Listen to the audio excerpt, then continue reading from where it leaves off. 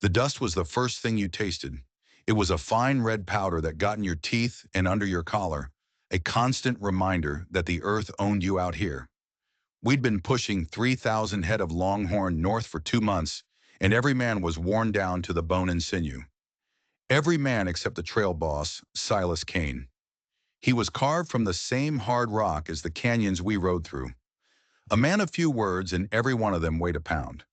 When Silas Kane looked at you, he wasn't just seeing a cowhand. He was seeing every mistake you'd ever made and every one you were about to. We feared him, but Lord, we respected him. Then came the train tracks. They sliced across the prairie like a fresh scar. A new line, stretching out to nowhere. The distant whistle sounded like a ghost crying. The herd got spooked, a low rumble of anxiety passing through them. Silas held up a hand, and the whole world seemed to stop. The cattle, the men, the wind itself. That's when we saw her. She came out of the heat haze, a mirage in a faded calico dress. A girl no older than 17, with hair the color of sun-scorched straw. Her face was smudged with dirt and fear. But it wasn't her that froze the blood in our veins. It was what she was holding out. A baby, wrapped in a scrap of a blanket, so small it looked like it could be carried off by a hawk. She stood right there, between the rails, the train's whistle getting closer, louder. A desperate final stand. The men all turned to Silas. They looked at him, waiting for the order. To ride her down, to ignore her, to save her. Anything. But the trail boss said nothing. He just sat on his horse, a statue of dust and leather. His eyes were narrowed on the girl, his jaw set like granite. The silence stretched, pulled thin and tight by the screaming whistle. The ground began to tremble. The girl didn't flinch. She just held the baby out further, a silent plea. It felt like an eternity passed in that single terrible moment. A choice between a herd and a life. Between duty and something else. We all figured we knew what a man like Silas Kane would choose. The herd was everything. The contract, the money, the reason we were all baking in this hellscape. He'd leave her. He had to. But then, slow as a sunrise, he swung his leg over his saddle. His boots hit the ground with a soft thud. He walked toward the tracks, toward the girl and the wailing train. He still hadn't said a word. He stopped a few feet from her. His shadow fell over her and the child. He looked from her terrified eyes to the bundle in her arms. The train was a black monster now, roaring down on them, the engineer blasting the horn in a frantic rhythm. The girl's arms trembled, but she held steady.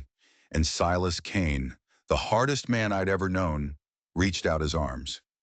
He took the baby. He cradled the small bundle against his chest with a gentleness that seemed alien to his calloused hands. He gave the girl a nod, a sharp, commanding jerk of his chin. She scrambled off the tracks just as he turned and walked back, the roar of the train shaking the very air we breathed. The locomotive thundered past, a blur of steel and steam, its wind whipping the dust into a frenzy. When it was gone, there was only the ringing in our ears and the sight of Silas Kane standing there, holding a baby. The men just stared, maws agape. Young Billy, who couldn't have been much older than the girl, whispered, "What in God's name was that?" Nobody had an answer. Silas paid the girl no mind. He walked right past her, his focus entirely on the child. He checked the blanket, adjusted the tiny head, and then marched back to the chuck wagon as if he'd just picked up a stray calf. He handed the baby to Cookie, our grizzled, pot-banging camp cook. "See to it," was all he said. Then he mounted his horse. "Let's move." And just like that, the world started again. We pushed the herd across the tracks, the men stealing glances back at the girl, who now stood alone, watching us go. Cookie was trying to figure out what to do with an infant, looking completely lost. I figured that was it. Silas had saved them, and now he'd leave the girl to fend for herself at the next town. A moment of strange, uncharacteristic mercy. But I was wrong. As the last of the herd cleared the rails, Silas reined in his horse. He didn't turn around. He just spoke into the wind, his voice rough as gravel. "Well, you coming?" The girl looked up, startled. She hesitated for a second, then gathered her skirts and ran, stumbling through the dust to catch up. She didn't have a horse, no supplies, nothing but the clothes on her back. Silas didn't offer her a ride. He just nudged his horse forward and she fell into step behind the wagon, walking. For the next 100 miles, she was a ghost in our camp. We learned her name was Alara. She didn't offer it. Cookie had to pry it out of her. She was quiet with eyes that saw too much. She never spoke of the tracks or the train or where she came from. She just did the work she was given, mending clothes, helping Cookie, keeping to herself. But the questions hung in the air, thick as campfire smoke. Who was she? And what was she to Silas Kane? The boys had their theories. Some said she was his blood, a daughter from a life he never spoke of. Others spun darker tales, that he'd known her family and was repaying some old debt. The meanest whispers said she was a grifter, and that Silas, for all his hardness, had been played for a fool. I didn't know what to think. I just watched. I watched how Silas never spoke to her directly. He'd give orders to Cookie, and Cookie would pass them to Alara. But his eyes were always on her. When a horse kicked up dust too close to her, his glare could have curdled milk. When one of the boys, a rough character named Pike, made a crude comment under his breath, Silas was on him in a flash. He didn't say a word. He just stood in front of Pike until the man started sweating, mumbled an apology to the dirt, and scurried away. He was protecting her, but it wasn't the warmth of a father. It was the cold, hard duty of a jailer. The baby, they called her Rose. She was a quiet thing, mostly sleeping and eating. Alara cared for her with a fierce, silent devotion. But there were things that didn't add up. The blanket the baby was wrapped in, the one I'd thought was a scrap. Up close, I saw it was fine wool, softer than anything I'd ever touched. It had delicate embroidery at the edges, little flowers stitched with silk thread. Not the kind of thing a penniless girl wandering the plains would own. And Alara's hands. They weren't the rough, calloused hands of a farm girl.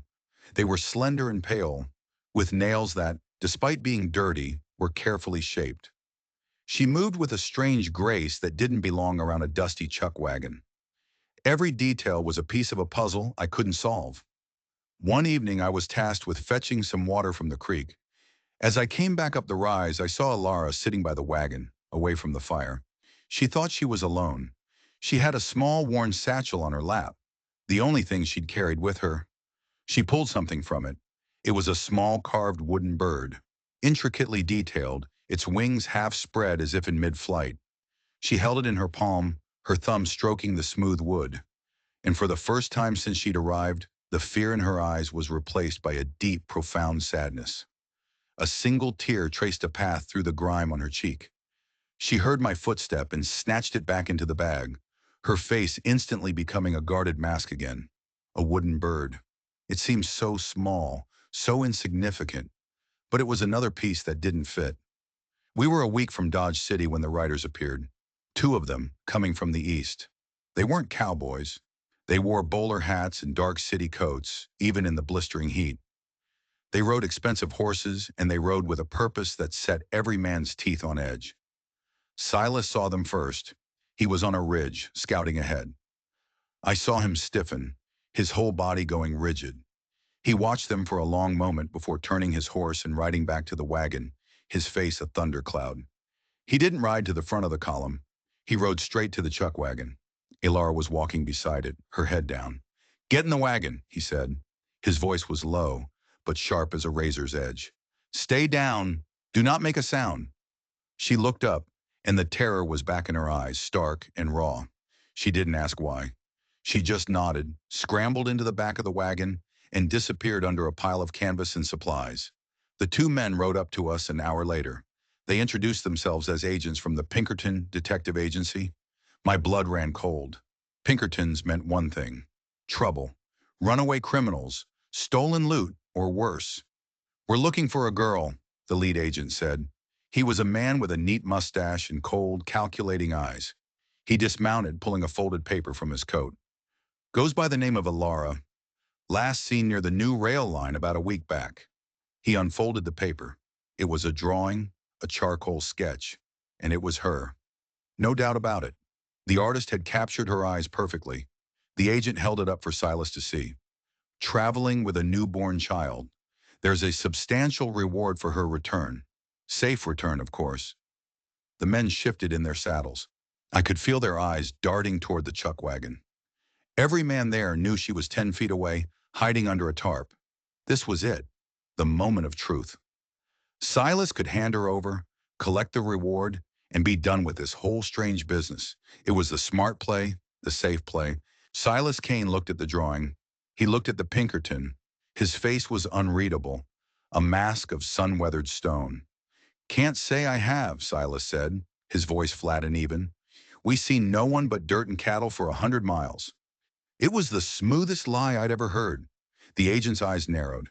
He studied Silas, searching for a crack, a flicker of deceit. But Silas Kane gave him nothing. He just sat there on his horse, patient as a predator. "She's the daughter of a very wealthy, very powerful man," the second agent chimed in, his tone a little friendlier, a little more persuasive. "Cornelius Blackwood. Owns half the railroads this side of the Mississippi. He's worried sick about her. Just wants his little girl home." Silas grunted. "Rich folks' problems ain't mine." The lead agent kept his eyes locked on Silas. "This isn't just a family matter. The girl is unstable. She stole something of great value from her father before she fled." Stole something? I thought of the fine blanket, the wooden bird. It couldn't be.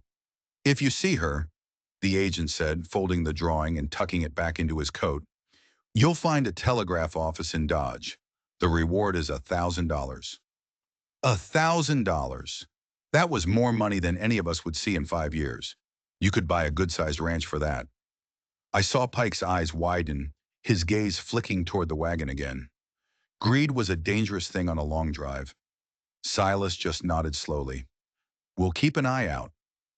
The Pinkertons lingered for a moment longer, their gazes sweeping over our camp, over our faces, as if trying to memorize them. Then, seemingly satisfied, they tipped their hats and rode off, heading west along our back trail. We watched them until they were small specks on the horizon. The silence they left behind was heavier than before. Now it wasn't just a mystery, it was a crime. Silas Kane, the man who lived by a code as straight as a rifle barrel, was harboring a fugitive, a thief. He'd lied to the Pinkertons. For her. After a long while, Silas turned his horse. "Pike, you're on point." Pike looked startled, then angry. Being on point was the hardest, dustiest job. It was a punishment. He opened his mouth to argue, saw the look in Silas's eyes, and shut it again. He spurred his horse forward without another word. Silas had seen the greed in his eyes, too. That night, the camp was tense. The men spoke in hushed whispers. The secret was out, and it was a dangerous one. We weren't just cowboys anymore. We were accomplices. I saw Silas standing by the fire, away from the others. He was staring into the flames, but his mind was somewhere else entirely. I gathered my courage and walked over. "Boss?" I said quietly. $1,000. He didn't look at me. "Every man has a price, Jed. Just a matter of finding it." "They said she was a thief." He finally turned his head, and his eyes glinted in the firelight. "They said a lot of things." He seemed about to say more, but then he stopped. He looked over toward the wagon, where Alara was tending to the baby. His expression softened for just a fraction of a second, a flicker of something I couldn't name. Then the mask was back.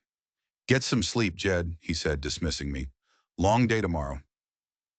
As I walked away, I knew one thing for sure. This wasn't about a reward. It wasn't about a random act of kindness at some railroad tracks. This was something deeper, something older. And whatever it was going to get us all killed. The approach to Dodge City was like riding into the jaws of a wolf. The tension in our group had solidified into a hard, brittle thing. Every man was on edge.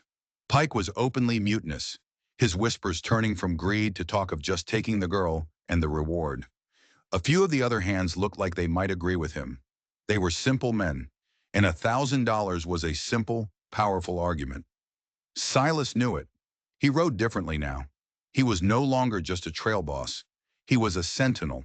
His hand rarely strayed from the Colt Peacemaker on his hip. He'd posted me and a couple of the loyal boys, like old Gus, to watch the wagon at night. We were guarding Alara not just from the outside world, but from our own crew. One night, a few days out from Dodge, Ilara spoke to me. It was the first time she'd ever started a conversation. I was sitting guard, sharpening my knife by the moonlight, when her voice came like a whisper from the back of the wagon. "They'll tell my father where you're going." I looked up, startled. "The Pinkertons?" She nodded, her silhouette framed by the wagon's opening. "They aren't just looking for me. They're tracking you. Your destination is the stockyards in Dodge. They'll wait for you there. Or they'll send him." "Him?" A shiver went through her. "Marcus Thorne, the man my father wants me to marry." Her voice was laced with a venom that surprised me. "He's not a good man. He won't come with agents. He'll come with gunslingers." Now I understood the fear. It wasn't just about being taken home. It was about who would be doing the taking. "Why?" I asked, my voice low. "Why did you run?" She was silent for a long time. I thought she wouldn't answer. Then she spoke. "My father, he sees people as assets, property. He arranged my marriage to Mr. Thorne to merge their business empires. I was just a part of the contract." "And the baby?" I asked, dreading the answer. "Is she?" "She is not Marcus Thorne's child," she said, her voice dropping to a fierce, protective whisper. "Her father was a good man, a kind man. He worked in our stables. My father found out. He had him taken care of. An accident. I couldn't stay after that. I couldn't let them have her." The story settled in my gut like a cold stone. This wasn't a runaway heiress on a whim. This was an escape. "But they called you a thief," I pressed gently. "What did you steal?" She reached into her satchel and pulled out the small carved bird. She held it out to me. In the dim light, I saw it again. The smooth wood, the delicate wings. "This," she said, "this is what I stole." I was confused. "A wooden toy?" "It was my mother's," she whispered. "It's the only thing I have of her. My father kept it locked away. He said I wasn't worthy of her memory." She clutched it tight. "He doesn't want it back. He just told them I was a thief so they would have a legal reason to drag me back, to make me look mad, unfit." It all clicked into place. The cruelty, the lies, the power of a rich man twisting the law to his will. "Silas," I said, "does he know all this?" She shook her head. "I haven't told him. I don't know why he's helping me. I'm afraid that if he knew the truth, knew the kind of trouble that's following me, he'd leave me on the side of the road." I thought about Silas Kane, his iron will, his unreadable face. She was probably right. He was a practical man. Harboring a runaway was one thing. Standing against a railroad baron and his army of hired guns was another. But then I remembered his eyes when he looked at her. The cold, hard protection. There was something she didn't know. Something even I couldn't see. The next day, Silas changed our course. We were less than a day's ride from Dodge. The men could practically smell the whiskey and cheap perfume. But instead of heading northwest toward the city, Silas pointed us due west into the Badlands, a desolate expanse of canyons and rock spires where a man could get lost and never be found. Pike finally snapped. "West? There's nothing west but snakes and graves," he yelled, riding up to challenge Silas directly. A few other men flanked him. "The deal was Dodge City, Kane. We want our pay." Silas turned his horse to face them, his expression calm. "You'll get your pay, but we're not going to Dodge." "Why not?" Pike sneered. "Afraid of a couple Pinkertons? Or are you just planning on keeping that $1,000 reward for yourself?" The accusation hung in the hot, still air. It was the final line crossed. Silas didn't raise his voice. He didn't draw his weapon. He just looked at Pike, and that gaze was colder than any winter frost. "You have two choices, Pike," Silas said, his voice dangerously soft. "You can ride with me, and you'll get every cent you're owed when the job is done. Or you can take your horse and ride for Dodge right now. But if you choose the second option—" He let the threat hang, unfinished but perfectly clear. "If you leave, you're an enemy." And Silas Kane did not suffer enemies to live long. Pike's face was a mask of fury and fear. He looked at the men with him, but their resolve was crumbling under Silas's stare. They were cowards at heart, Bullies who only found courage in a pack. Alone, they were nothing. With a curse, Pike wrenched his horse around and galloped back toward Dodge, a trail of dust and bitterness in his wake. Two of the others hesitated, then followed him. The rest of the men stayed, their loyalty or their fear of Silas winning out. Our numbers were diminished, but the air felt cleaner. The poison had been lanced. We rode west into the labyrinth of canyons. The mood was grim. We were officially on the run. Every shadow looked like a threat. Every gust of wind sounded like hoofbeats. That night, as we made a cold camp in a narrow ravine, Silas finally spoke to me about it. Dodge is a trap, he said, staring out into the darkness. They'll be watching the stockyards, the hotels, the telegraph office, waiting for us to walk right in. Ilara told me, I admitted, about Marcus Thorne.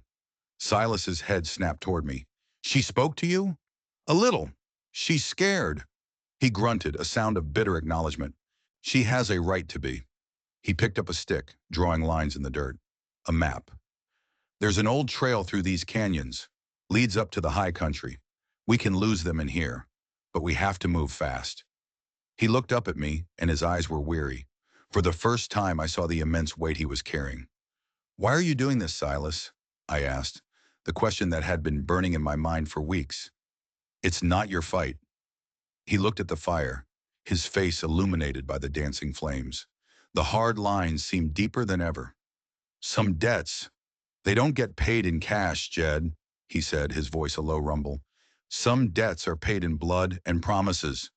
Before I could ask what he meant, a sound cut through the night. A sharp crack echoing off the canyon walls. A rifle shot. Then another. A bullet ricocheted off the rock face above our heads, showering us with stone fragments. They had found us. The ambush was brutally efficient. They had the high ground, hidden amongst the rocks on both sides of the ravine. Gunfire erupted, orange flashes in the deep twilight. Horses screamed and reared. Men shouted in panic, diving for cover behind the cattle, the wagon, anything they could find. It was chaos. Our herd, the fortune we'd spent months driving, was now our only shield. Silas was a different man. The quiet, stoic trail boss was gone. In his place was a battlefield commander.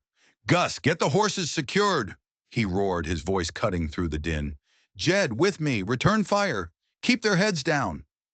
He drew his peacemaker and a Spencer rifle from his saddle. He moved with a calm, deadly purpose that defied the mayhem around us. He wasn't panicked. He was prepared. It was as if he'd been expecting this all along. I scrambled beside him, my heart hammering against my ribs. I pulled my own rifle, found a spot behind an outcropping, and started firing back at the muzzle flashes above. They can't get a clear shot as long as we're in the ravine, Silas yelled over the gunfire. They'll try to pin us down. Wait for morning. From the rocks above, a voice boomed, amplified by the canyon walls. Kane, Silas Kane, you can't hide in there forever? The voice was cultured, arrogant, and dripping with menace. Marcus Thorne. Send out the girl, Thorne shouted. Send out Ilara Blackwood, and I'll let you and your pathetic cowboys live. Silas fired a shot toward the voice, the bullet whining into the darkness. Not a chance, Thorne, he yelled back. I risked a glance toward the chuck wagon. I could see Ilara huddled inside, shielding the baby with her own body. Her face was pale with terror. The shooting continued, sporadic but deadly.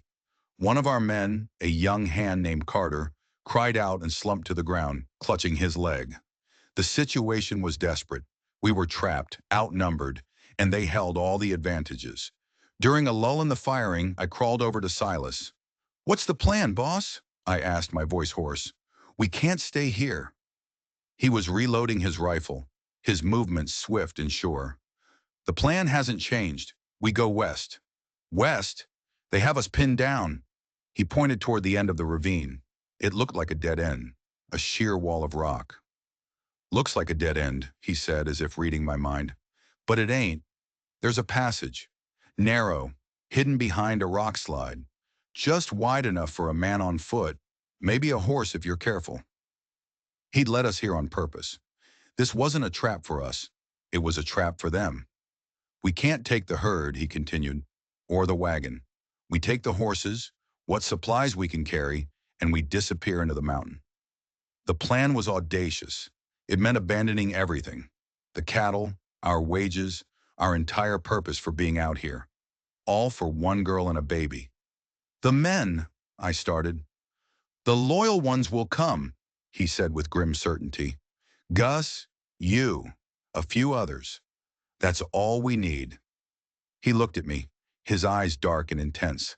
I need you to get Alara and the baby. When I give the signal, you run for that passage. Don't look back. Don't wait for me. Just go. You understand? I nodded, my throat dry. What's the signal? He gave a grim smile. You'll know it when you see it. He turned to Gus and the others, giving them quiet, rapid-fire instructions. They were to create a diversion, a stampede, sending the cattle crashing back down the ravine toward our entrance. It would create chaos, a screen of dust and panicked animals for us to make our escape. It was a suicide mission, but it was our only hope. I crawled to the wagon. Alara looked at me, her eyes wide with a silent question. We're getting out of here, I whispered. Stay close to me and keep the baby quiet. She nodded, clutching Rose so tightly her knuckles were white. We waited. The minutes stretched into an eternity, punctuated by rifle shots. Thorn was shouting again, taunting Silas, making promises of what he would do to them when he caught them. Then Silas moved. He gave a sharp whistle.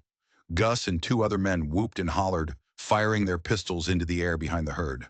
The reaction was instantaneous. The cattle, already spooked, surged as one. A 3,000-head tidal wave of horn and hoof, thundering back down the ravine. The ground shook. The noise was deafening. Thorn's men were taken by surprise. Their firing became frantic, disorganized. They couldn't see us through the storm of dust and bodies. Now, Silas roared. That was the signal. I grabbed Alara's arm. Run! We sprinted from the wagon, bent low, a horse and a mule packed with supplies following us. The other loyal men were right behind. Silas was providing cover fire, his rifle cracking with steady, deadly precision. We scrambled toward the rock wall at the end of the ravine. I couldn't see any passage, just a jumble of fallen boulders. This way! Silas's voice directed us. He'd somehow appeared at our side.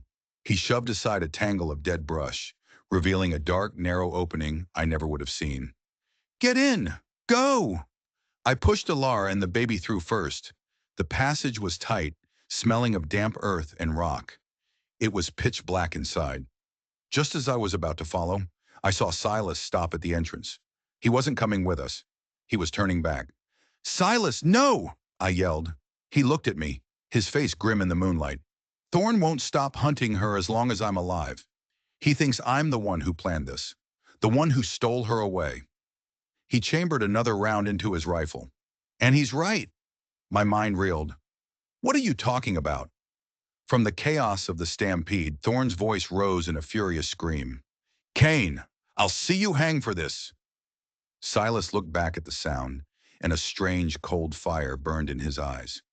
Cornelius Blackwood, Alara's father, he built his empire on ruin and betrayal, Silas said, his voice low and rushed. A long time ago I worked for him, head of his security. I watched him destroy good people. I watched him destroy his own wife, Alara's mother. The pieces started to fall into place. The wooden bird. The promise. Alara's mother, she was a kind soul in a house of vipers, Silas continued, his gaze distant, lost in a painful memory. She knew what her husband was. She was afraid for her daughter. Before she died, she made me promise. She made me swear I would always watch over Alara, that if the time ever came that she needed a way out, I would be there for her. The wooden bird. He must have given it to Alara as a child, a token of his promise. So the meeting at the tracks, I breathed. That wasn't a coincidence. He shook his head. I've been watching her for years. When I heard Blackwood was forcing her to marry Thorn, I knew it was time. I sent a message through a loyal servant, told her where to be and when. The cattle drive was just a cover, a way to get her north, to new territory, where Blackwood's reach is weaker. It was all a plan, meticulously crafted. He'd sacrificed the herd, his reputation, everything, to fulfill a promise made 2 decades ago. It was never about the cattle, Jed, he said. giving me a hard final look. It was always about her. He shoved a heavy leather satchel into my hands. It clinked with the sound of coins. This is the crew's pay and then some. Get them to Colorado. Tell them to buy a small ranch. Start over. He turned to face the sounds of the fight. Now go, he commanded. That's an order. Keep them safe. He ran back into the dust and the gunfire, a lone figure against an army, a man keeping a final, desperate promise. I watched him go, then plunged into the darkness of the tunnel, the weight of his sacrifice heavy in my hands. The tunnel was our salvation and our tomb. It was a suffocating, winding path through the heart of the mountain. We stumbled in total darkness, leading the spooked horses, our hands scraping against the rough stone walls. Ilara held Rose tight, the baby blessedly silent, as if she understood the danger. Behind us, the sounds of the battle faded, replaced by the sound of our own ragged breaths and the dripping of water somewhere in the deep. Every step was an act of faith, a prayer that the path wouldn't just end, leaving us buried alive. Gus, the old steady cowhand, took the lead. He seemed to have a sixth sense for the way, his hand trailing along the wall. It'll open up, he'd grunt whenever our courage faltered. Silas said it would. He spoke of Silas in the present tense, but I knew better. I'd seen the look in his eyes. He wasn't planning on walking away from that fight. He was the distraction. He was the sacrifice. He had drawn all of Thorne's hatred onto himself to give us the one thing we needed, a head start. We walked for what felt like days. Time had no meaning in the dark. We'd stop to rest, drink sparingly from our canteens, and eat cold jerky from the supply packs. Ilara was a rock. She didn't complain. She didn't weep. She just cared for her daughter, her movements economical and precise, her face set with a grim determination that mirrored Silas's. She was her mother's daughter, and her father's too. She had a core of steel. Finally, after an eternity, Gus stopped. I feel a breeze, he whispered, and I see light. A pale gray sliver of hope appeared ahead. We pushed forward, our pace quickening, and emerged from the tunnel onto a high, windswept ledge. We were on the other side of the mountain range. The sun was rising, painting the sky in hues of orange and purple. The badlands we'd left behind were a sea of shadows below. We were free. We had escaped. But the cost of that freedom was heavy. We were a handful of survivors, with no herd, no camp, and no trail boss. Just a bag of money and a promise to keep. We rested there on the ledge, watching the sun climb higher. The four remaining cowhands, me, Gus, and two quiet brothers named Cole and Sam, stared back the way we'd come. He ain't coming, is he? Cole asked quietly. Gus just shook his head, his face grim. Silas Kane finishes what he starts. Ilara stood apart from us, looking out at the vast new landscape ahead. She held Rose up, letting the first rays of morning sun touch the baby's face. The fear was gone from her eyes. In its place was a fierce, cold resolve. She walked over to me, her gaze steady. He told you, didn't he, about his promise to my mother? I nodded. At the end. I always wondered, she said, her voice soft. When I was a little girl, he was the only one in that house who was ever kind to me. He gave me that carved bird. He told me it was a sky bird and that it would always fly free, that I should be like it. She clutched the bird, which she now wore on a leather cord around her neck. When I got his message, a part of me knew he would come. She looked down at the bag of money Silas had given me. That was for you, for the men who stayed loyal, to start a new life. It's your life he bought with it, I said. She shook her head. No, he bought my freedom. My life is something I have to earn now, for both of us. She nodded toward Rose. My father's will. I learned of its contents before I fled. He is a sick man, not long for this world. His vanity was his undoing. The will states that his entire fortune, the railroads, everything, passes not to Marcus Thorne, but to his first legitimate grandchild. Our jaws dropped. Gus let out a low whistle. The baby, little Rose. She wasn't just a child Ilara was saving from a cruel fate. She was the heir to the Blackwood Empire. Thorne knows, Ilara continued. That's why he was so desperate. Marrying me was his path to the fortune. When I ran, possessing my child became his new path. He wouldn't just be my husband. He would be the legal guardian of the wealthiest infant in the country. The whole ugly picture was finally clear. The Pinkertons, the hired guns, the relentless pursuit. It was never about a runaway daughter. It was a corporate takeover executed with bullets instead of ink. Silas hadn't just been saving a girl. He had been staging a coup. He was protecting the rightful heir. "What do we do now?" Sam asked, his voice full of awe and fear. Ilara looked toward the north, where the mountains rose jagged and imposing. "Silas's plan was to get me to Colorado. There are laws there, courts that my father's money can't buy so easily. I can file a claim. I can prove who Rose is. I can protect her inheritance and dismantle my father's company before men like Thorne can get their hands on it." It was a bold, dangerous plan. But hearing her say it, seeing the fire in her eyes, I didn't doubt for a second she could do it. We traveled for 2 more weeks, through the high country, avoiding towns and settlements. We were a strange, ragged family. 4 hardened cowboys, a fugitive heiress, and a baby who was the key to a fortune. We sold the extra horses in a small mining town, using the money for fresh supplies. I distributed the pay Silas had left, giving each man a handsome sum. I tried to give the rest to Ilara, but she refused. "That's your payment," she said firmly, "for your loyalty. When I come into my own, you will all be rewarded again. I promise you that." We believed her. We finally reached the outskirts of Denver, a bustling, growing city that felt like another world compared to the empty plains. Here, amidst the brick buildings and the rule of law, the threat of Marcus Thorne felt distant. Ilara, using a name she'd prepared, found a lawyer. A shrewd older man who listened to her story with a raised eyebrow that slowly settled into a look of grim determination. The legal battle would be long and ugly, but her claim was strong.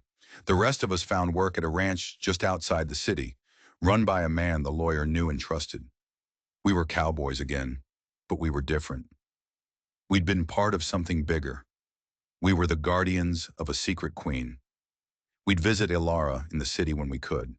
We'd watch her grow more confident, shedding the timid, fearful girl she had been, and becoming the powerful woman she was meant to be. Little Rose began to grow, a happy child, blissfully unaware of the storm that surrounded her. We never heard of Marcus Thorne again. We could only assume that Silas Kane had kept his final promise on that bloody night in the canyon. He had ended the threat, permanently. One cool autumn afternoon, a year after we'd arrived, I was in Denver to pick up supplies. I saw a newspaper and a headline caught my eye. "Railroad Baron Cornelius Blackwood, dead at 58. I bought the paper. It detailed his long illness and the shocking contents of his will. The entire estate was left to a previously unknown granddaughter. A legal battle, it said, was expected from his business partner, Marcus Thorne, but Thorne had mysteriously vanished nearly a year prior and was presumed dead. The Blackwood Empire was now in the hands of a trust, managed by a team of lawyers on behalf of Ilara and her daughter Rose. Justice, it turned out, could be a strange and winding trail. That evening, I took the newspaper to the small, secure house where Ilara was staying. She read the article, her face calm and unreadable, much like Silas's had been. When she finished, she looked up at me. "It's over," she said quietly. "The fight is over." "What will you do now?" I asked. "Something new," she said. She walked to the window and looked out at the mountains, the same ones we had crossed to find our freedom. "I'm going to build something, a home, a real one." And she did. She didn't keep the empire. She sold off the railroads piece by piece, using the fortune to establish charities, to fund schools, and to buy a vast stretch of land in a green Colorado valley. She built a ranch there, a sanctuary. She invited all of us, me, Gus, Cole, and Sam, to live and work there. Not as hired hands, but as family, as partners. And in the center of the main ranch house, on the mantel above the great stone fireplace, sits a small, intricately carved wooden bird, its wings half spread as if in mid-flight. A sky bird, forever free. Sometimes when the wind blows down from the mountains, I think I can hear the distant whistle of a train. And I remember a girl holding out a baby on the tracks. I remember the silence of a trail boss who said nothing, a man who seemed to be made of stone. But he wasn't stone. He was a promise kept through dust and blood and time. He reached out his arms that day, and in doing so, he reached across decades of pain and injustice and pulled 3,000 miles of trouble onto his own shoulders just to set one small bird free. If you enjoyed this story, don't forget to subscribe.